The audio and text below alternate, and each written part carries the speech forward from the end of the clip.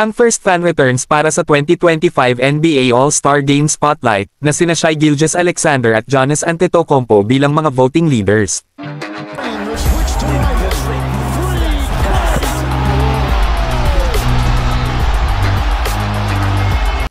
Ang first fan returns para sa 2025 NBA All-Star Game ay inilabas na, at hindi nakakagulat, ang ilan sa mga biggest stars led the voting.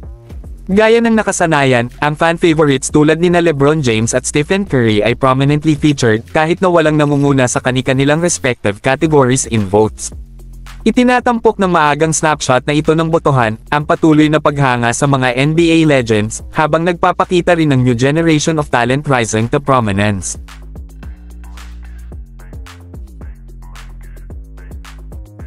Si Stephen Curry, sa kabila ng mga missing games ngayong season, ay remains a beloved figure in the NBA, and currently ranks third na may 810,357 votes. Si LeBron James, kahit na sa kanyang ika-22 season, ay nakakuha ng ikatlong pwesto na may 1,167,661 votes.